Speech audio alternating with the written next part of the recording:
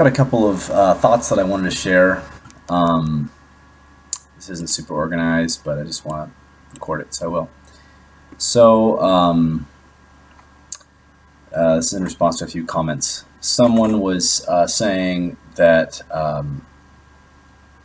people can feel sometimes that in being on the path, or sometimes they call this holding on to the rod that leads to the tree of life or spiritual enlightenment.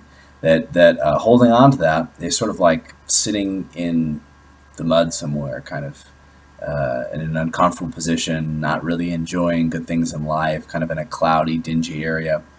And and they said, well, when you let go of it, you can actually go out, and enjoy the fields and the beauty around you, and enjoy life.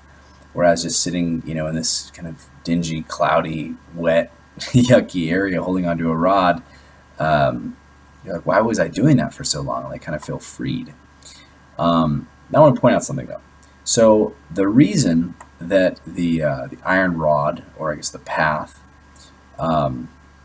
is held onto or is walked, is not for the purpose of attaining continued path walking or rod holding. In other words, the point of holding onto the rod isn't in order to hold onto the rod. The point is to get to the tree, and actually not just to get to the tree, but to partake of the fruit of the tree, or in other words, it's to reach spiritual enlightenment.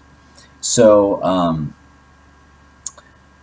if there wasn't any fruit involved in this, so that if there wasn't the tree that was out there, then what would be the point in walking the path? I think most reasonable people would let go of the rod or abandon the path, and that's kind of where essentially someone loses trust in the individual who is promising that, hey, at the end of this road, this path, the end of this rod, whatever it is, there's this tree, or there's this promised reward.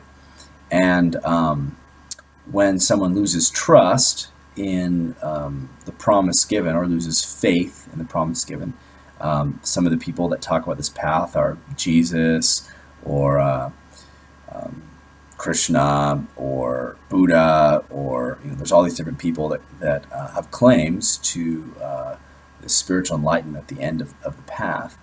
And we only walk this path because we trust or have faith in their words.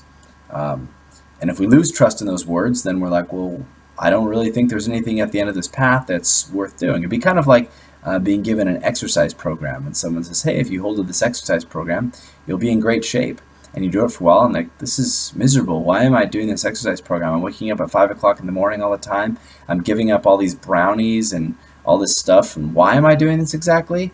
And if you lose faith or trust in the personal trainer that's giving you this plan, then you're not going to do it anymore. And you're likely to go on and be like, man, this is awesome. I love brownies, and I love sleeping in till 7:30 every day or for work, and not having to exercise in the morning. Why was I following this plan for so long? And that's a very reasonable perspective to have. But I think it's important to remember that some people have followed this through and held to it completely in the way outlined, and have gotten great results. But recommending this religion, I guess, in general, is a lot like recommending people to dating. You could say, hey, I really recommend dating. I had this fantastic experience dating, and at the end of dating, that's how I found my wife, and we got married, and we're super happy, and life is awesome. Well, that's some people's experience, but some people's experience with dating is horrible.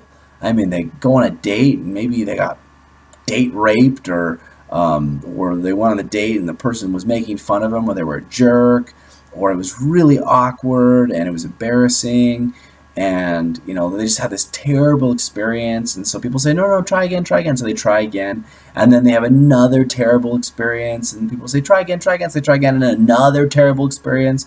And maybe this goes on for like 30 years of just terrible experiences.